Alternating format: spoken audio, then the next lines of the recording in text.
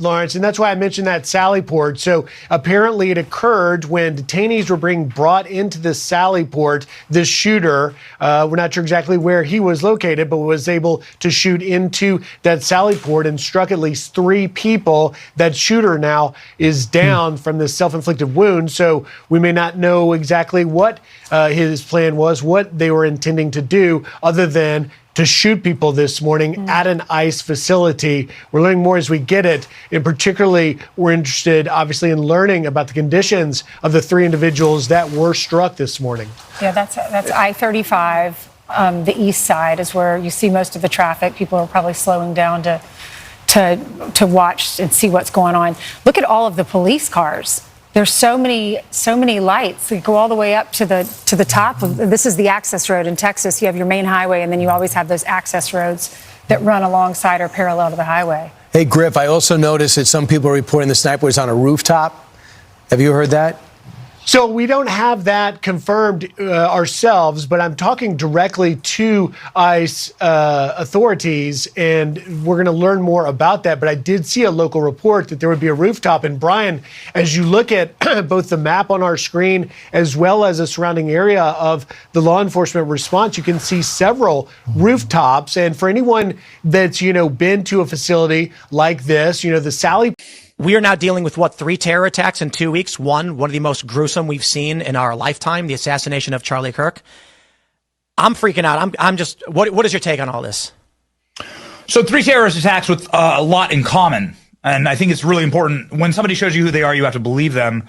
If you don't believe them, if they're telling you who they are, if the left is grabbing us by the scruff of the neck and looking at us in the face with their bloodshot eyes, with their yellow teeth, frothing at the mouth, saying, we are psychotic, murderous radicals. We are a terrorist element, and we are willing to kill because we have lost political power.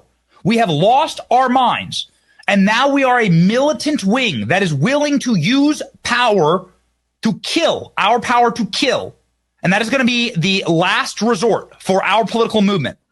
That is, by the way, what all data shows. That is what all available data shows from YouGov. A specific YouGov poll that was just released says that 60% of leftists under the age of 40 believe that a political violence is appropriate in some circumstances. Wow. 60%. I want to ask you about this Rutgers report. Good morning. On the Network Contagion Research Center. This is their conclusion, okay? Users online are increasingly associating the memification of Luigi Mangione with calls for political violence against Elon Musk, President Trump, and others, reflecting the growing cyber social presence of assassination culture. And Aisha, you have some findings that they have here on justification. It's alarming, and I want to put this up here. This is a justification for murder of Elon Musk and Donald Trump. And you'll see here, they found that when it came to the left of center, 50% thought that it was justified to murder Elon Musk, 56% for President Trump. I mean, the numbers are just incredible, jaw-dropping here. So Blue Sky saw this and they put out a statement. They said glorifying violence or harm violates Blue Sky's community guidelines. We review reports and take action on content that celebrates harm against anyone. Violence has no place in healthy public discourse, and we're committed to fostering healthy, open conversations. With that, we give you a jumping off point to analyze what they've concluded, Mark. Yeah, remember when everyone went to Blue Sky because they wanted to leave the toxic culture of X? Well, it turns out they jumped into a swamp. I mean, look, I keep hearing that we have a political violence problem in America. I'm the first one to call out my own side when they deserve it, but we don't have a political violence problem in America. We have a left-wing political violence problem in America. I mean, you're talking about you're talking about vast swaths of leftists, millions of them, that want this. Now, in the past month, I actually just ran the numbers. It's been a month to the day since a transgender left-wing radical inscribed leftist iconography on his tactical gear, anti-Christian, anti-conservative, anti-Trump iconography, and then went and shot up a Catholic school. Yep. Killing a couple kids, wounding 17. Fast forward 2 weeks, Tim. A far left-wing radical with a transgender furry boyfriend writes left-wing iconography on his bullets and then goes and kills Charlie Kirk, murders him in an on-air execution in Utah. Fast forward 2 weeks. Today, a left-wing radical has inscribed left-wing iconography. This man is a communist, by the way. Jeremy Johns is his name. He's according to his social media, he's a Marxist. He has a communist iconography on his social media. He is scrawled anti-ICE messaging on his bullet casings, and then he committed murder, what he hoped to be mass murder at an ICE facility in Dallas. Now, they are telling us who they are. They're telling us through polling. They're telling us through action. They are saying that the biggest problem, the scariest domestic terrorist threat that we have seen in our lifetime in this country is left-wing militant terrorism. They are screaming it from the rooftops. It is time for Republicans to wake up and to recognize this threat. I don't know if you all have followed the news, and we're still learning a little bit about it, but what we know is that in Dallas, Texas, an ICE facility, an Immigrations and Customs Enforcement facility, was opened fire upon by a violent left-wing extremist, a person who wrote anti-ICE messaging on their bullets, and there's some evidence that we have that's not yet public, but we know this person was politically motivated. They were politically motivated to go after law enforcement. They were politically motivated to go after people who are enforcing our border, and I think that is the most disgusting thing. I want to show you something that you guys probably haven't seen already, and I want to get your take on it, because it almost sounds as if a certain Democrat, a certain congressperson, a certain speaker, it almost sounds like he knew the shooter. Every single ICE agent who's engaged in this aggressive overreach and are trying to hide their identities from the American people will be unsuccessful in doing that. This is America. This is not the Soviet Union. We're not behind the Iron Curtain. This is not the 1930s. And every single one of them, no matter what it takes, no matter how long it takes, will of course be identified. Every single. And apparently now we are in a stage where the media would most likely, what the media is doing, I'm going to show you guys this. I'm going to pull it up because Matt Walsh, he posted this earlier today.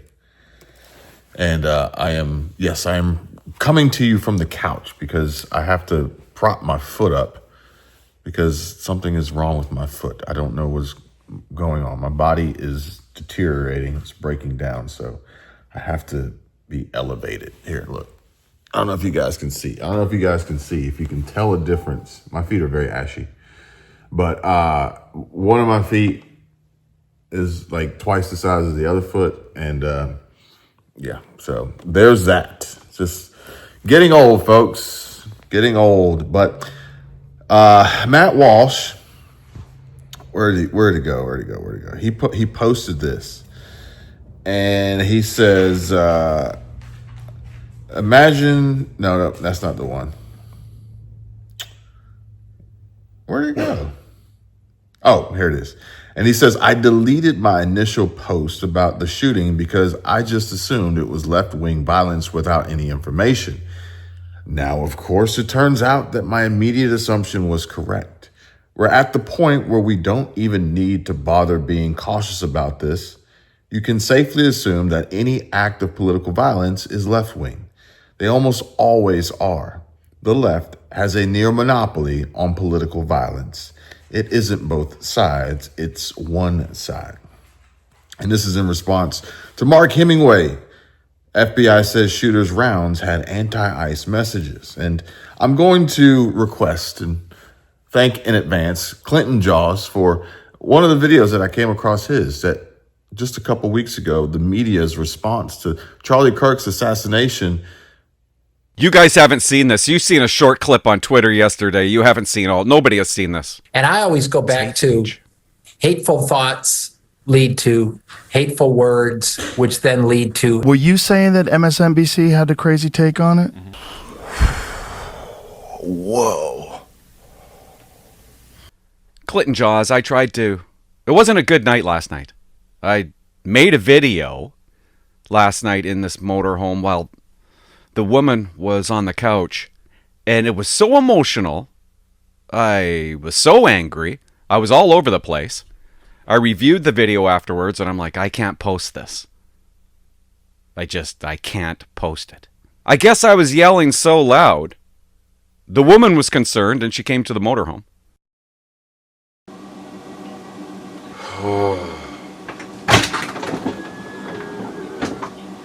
Why are you yelling like that? You can hear it outside.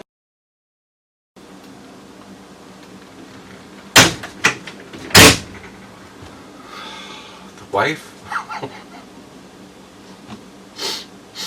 I got mad at this video, okay? And the wife just opened up the RV door and said, "Why are you yelling?" Because I can't believe what I'm seeing. What's a guy got to do to get some privacy around here? I apologized. I watched MSNBC and I was grossed out by their reporting. The coldest network on the planet. And then this morning I watched Joe Rogan's response to them. This is how real people responded to the news yesterday about Charlie Kirk. Megyn Kelly. They're reporting that Charlie has died. That he's dead. At the age of 31.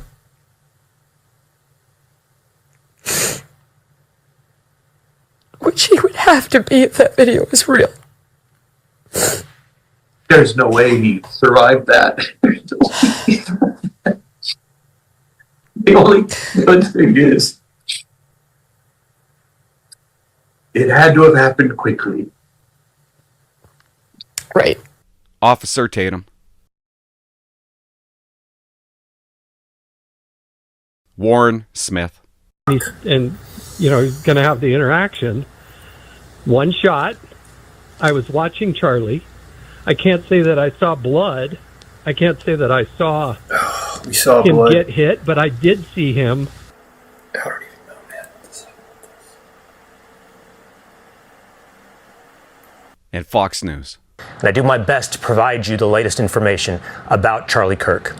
The communications director of Turning Point USA has asked our team to give a moment of silence and prayer. And so we are going to do that right now. We're going to pause and offer our prayer. We hope you join along.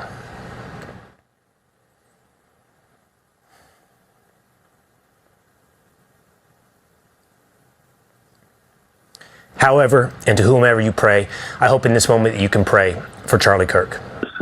Yeah. Greg, I'm sorry to interrupt you. It is my great dishonor to be the person that says this and breaks this to you on television, but President Donald Trump is announcing on Truth Social, the great and even legendary Charlie Kirk is dead.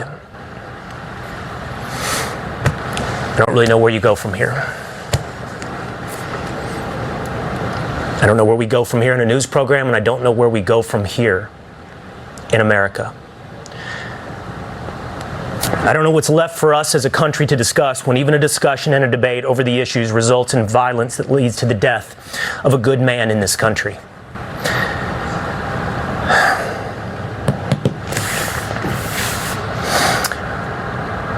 And now, MSNBC. We have some breaking news from Utah that we want to get to right now. Shots fired during a speech by right-wing activist Charlie Kirk at Utah Valley University in Orem. This happened really just moments ago. Kirk was about 20 minutes into his speech when shots were fired from a nearby building. According to the university, there are reports that Kirk was hit, but as far as they know, but we're not clear on them as of right now. There's a lot that we really don't know yet. I know we were just talking about the federal takeover in Washington. That began after a member of the Doge team was allegedly assaulted in Washington. So it's going to be interesting to see what conservative leaders want to do there after this episode. Yeah, we're showing, by the way, our affiliate in Utah and the aftermath of the shooting. You could see people running away pretty quickly, as you would imagine they would do. Charlie Kirk is a divisive figure, polarizing, lightning rod, whatever term you want to use. Whatever. Why? Why? Well, he's one of MAGA's most prominent voices online. Why? He hosts a near daily podcast. He opines on almost everything. He's been very closely aligned with the president since his initial run for office in 2015, 2016. And his ties to Trump really elevated his own brand. And he has kind of ridden along with MAGA since 2016 and built up a massive, massive brand of his own. Why has he gotten so much support on these college campuses? You know, I was talking actually to my son about this, and he said Charlie Kirk, in his belief, is the only young politician that is out there that meets kids where they are. He's not a politician, but affiliated with politics. And that the response to that has been pretty overwhelming. Her kid obviously likes Charlie Kirk, but she's not going to say that on air. He has 3.8 million subscribers on YouTube. It's quite a lot. 5.2 on X, formerly known as Twitter. What is the messaging? What's the messaging? Well, I mean, he has certainly been front and center on a lot of the more divisive social and cultural issues that have driven the MAGA movement. I mean, you talk about trans rights, a lot of issues around racial justice. He says trans rights. Charlie had no problem with trans rights. Wasn't trying to take away trans rights. He has taken the sort of contrarian, more MAGA approach to a lot of these issues, and he has, he's been pretty inflammatory in his rhetoric throughout the years, and that's how he's been able to build such a huge platform. Just to give you guys a sense of the gun laws in Utah. Yeah, we have to put the gun laws in there. This is of May 2021. Individuals 21 or older can legally own a gun and carry it openly or concealed in public without a permit. I believe we have Matthew Dowd with us. Control room, do we have Matthew? You got to listen to this, dork. Listen to this. Talk to me about the environment. The reports of exactly what happened are not confirmed yet. But talk to me about the environment in which a shooting like this happens. Yeah, and again, to emphasize what you just emphasized, we don't know any of the full details of this. That we don't know if this was a supporter shooting their gun off in celebration, or so we have no idea about this. But following up with what has that ever happened in the history? I'm not gonna yell. You know all those rallies you go to where people bring their firearms and they're going yeah, and they're shooting off their gun. He got hit by friendly fire guys. How are these guys on the air? We don't know. That we don't know if this was a supporter shooting their gun off in celebration, or so we have no idea about this. Could have been a following up celebration. what was just said, he's been one of the most divisive, especially divisive younger figures in this, who is constantly sort of pushing this sort of hate speech or sort of aimed at certain groups. And I always go back to hateful thoughts lead to hateful words, which then lead to hateful actions. And I think that's the environment we're in, that people you can't stop with these sort of awful thoughts you have and then saying these awful words and not expect awful actions to take place. Matt. And that's the unfortunate environment for words and not expect awful actions to take place. Matt. And that's the unfortunate environment we're in. Turning Point USA has confirmed that he was shot. And there are a number of videos online that show the same. There's also reports that he was there with his daughter. He's got a young daughter. He's got 2 young kids. And it also appears that they could potentially have a suspect in custody. We have Mark Santia with us as well. He covers. They don't. Let's talk a little bit more about the environment again, because I think that's important. Yeah. We've seen an uptick in political gun violence, Matt, in the last few months. Especially, there were the attempts on Donald Trump's life, obviously going back last summer, a year ago. And we have this awful toxic stew of political divisive hate speech that's being pushed, and simultaneously combined with. I mean this when I say this. Charlie Kirk there wasn't a hateful bone in his body. He was 100% good. We all know that. With unbelievable access that people have to guns, and guns at every level, not just handguns or shotguns, but assault rifles in this. And this, as I say, it's not mental illness. We're one of one in the world where we have this free speech, which has turned into hate speech, combined with an unbelievable access to guns.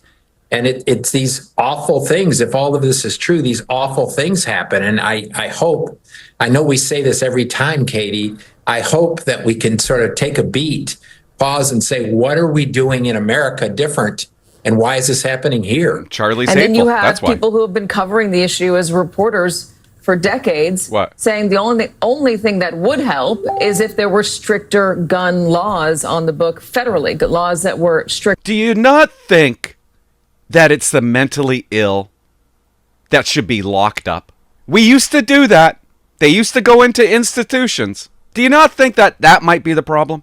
He grew very close to Donald Trump. He could certainly be said to be a Donald Trump confidant in good standing, someone who is incredibly supportive of the president and whom the president would call sort of randomly to chat with. I've been on Charlie's show. He's a very smart guy. He is the voice of young conservatives. Don't you find it weird? These people aren't real. There's no emotion. He's done an interview with them. This guy doesn't even care. They don't care. It's gross. After one of the Doge employees was allegedly attacked in Washington, D.C., that's what Donald Trump used as justification to send in federal troops into Washington, D.C. to get things under control. The carjacking situation, he used that. Yeah. And I know it's hard to predict the future, Mark, but you can imagine the administration using this as a justification for something. I sure hope so. Why wouldn't you hope so? He got murdered in broad daylight. He is a polarizing figure. He is a lightning rod. He makes some people feel very angry, but the consensus seems to be across the political spectrum that this sort of thing is awful. One thing that's relevant, so the special agent in charge of the Salt Lake City field office, May Sayed, she was fired 2 weeks ago. Why? Notified that it was the end of her career without any cause. She's a career counterterrorism professional. And the appearance is she was fired because she was a DEI hire. Oh, Trump. It's because of Trump. And then this stupid tit on MSNBC reports his death. Vaughn, let me interrupt you, Vaughn, but please stay on the line. Donald Trump has just posted on his social media platform, Truth Social, the following, quote, "The great and even legendary Charlie Kirk is dead. No one understood or had the heart of the youth in the United States of America better than Charlie. He was loved and admired by all, especially me, and now he is no longer with us. Melania and my sympathies go out to his beautiful wife, Erica, and family. Charlie, we love you." When she said, "Charlie, I love you," I thought it was her saying it. No. She's just reading what Trump said. Would it have killed her to use her own words? To say something? To talk about their family? To say how terrible this is? No, she doesn't say anything like that. President Donald Trump just posting on his social media platform news that Charlie Kirk, conservative activist, has died in today's shooting. Vaughn Hilliard, your reaction?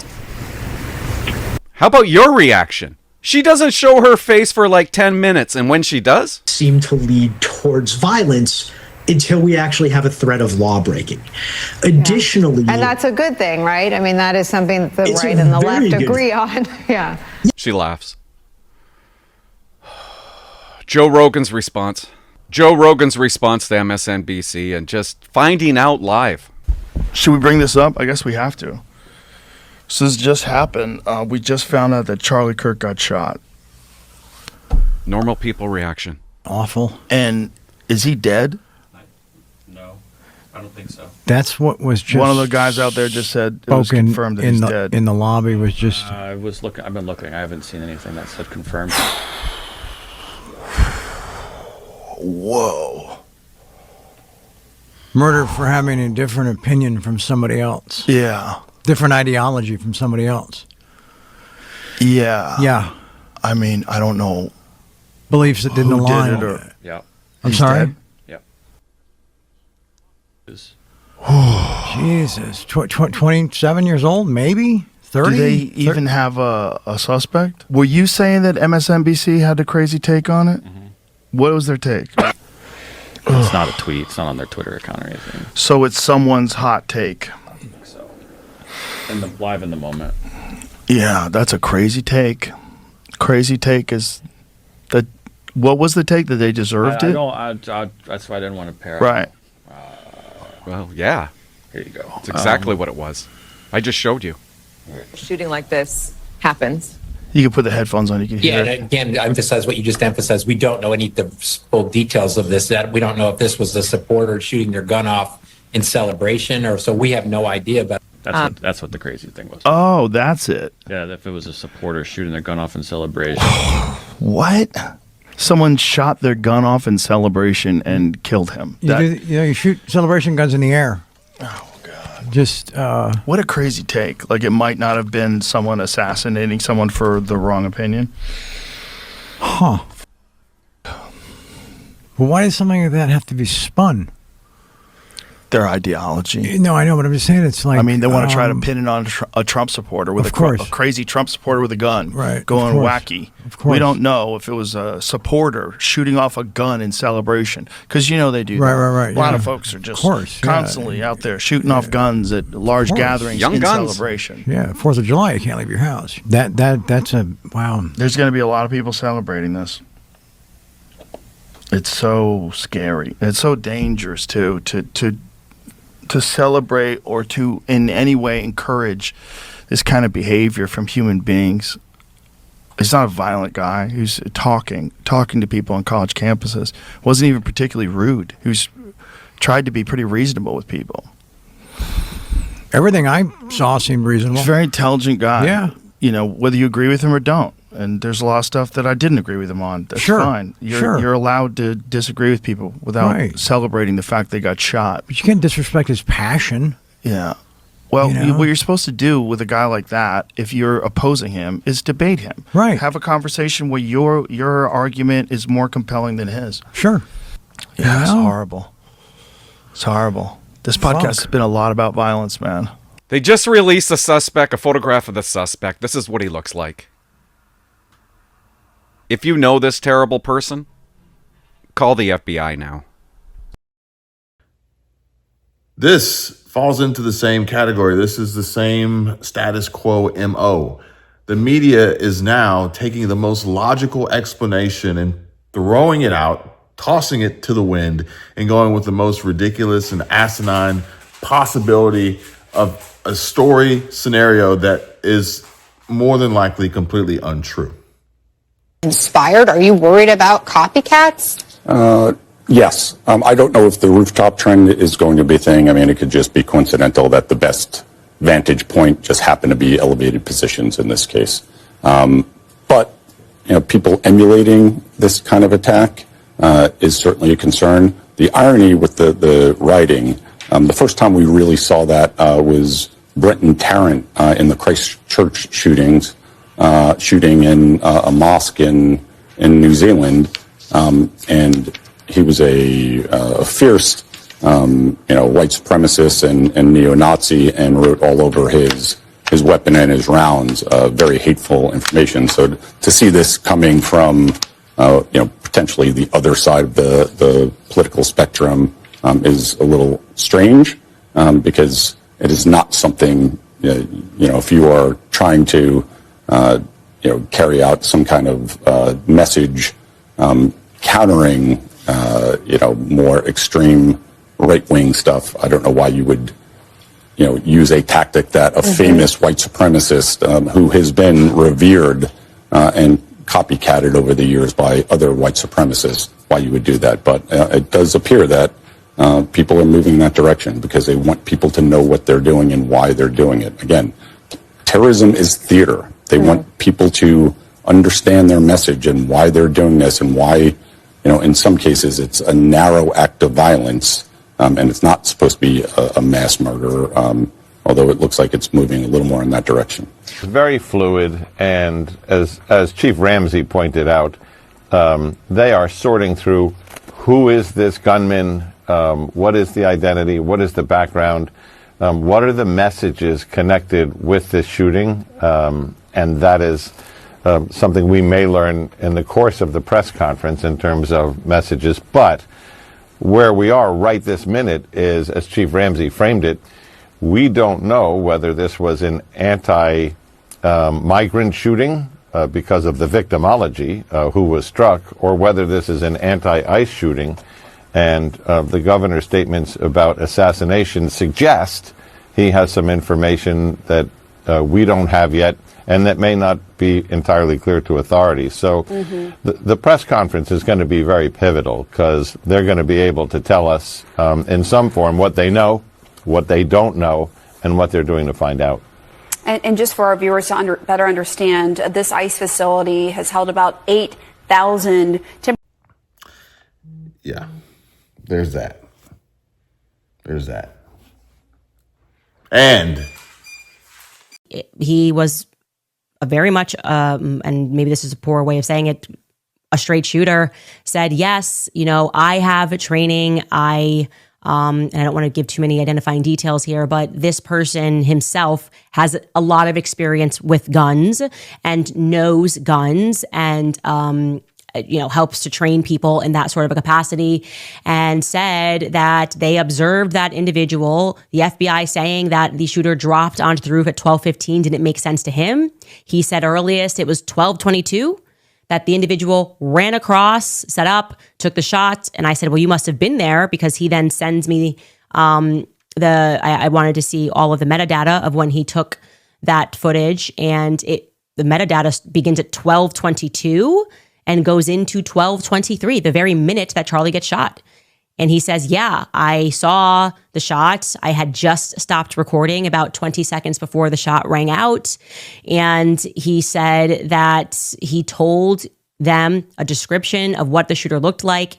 And it was not the description that the entire world received less than 24 hours later of this person, Tyler Robinson, wearing jeans. I said, was he wearing jeans? He said, no.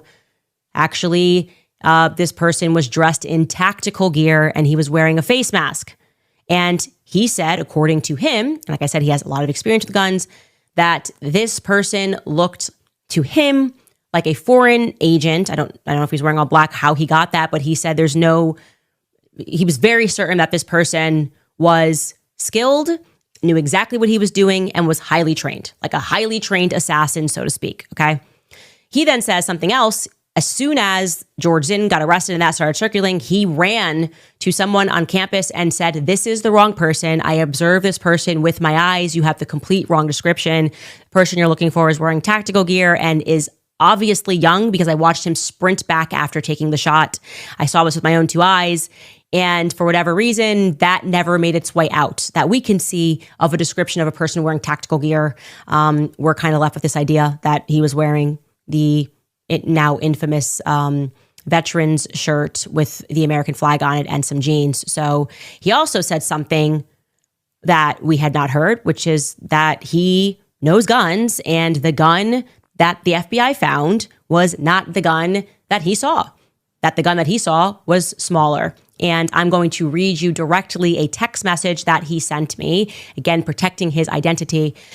He said, watching the video of the impact, hearing the sharp crack instead of a big hunting rifle's boom, and seeing what looked like a shorter rifle platform, albeit with the absence of the shape of a standard 30-round magazine, the assassin may have used a 10 or 20-round magazine, only expecting to shoot once or twice.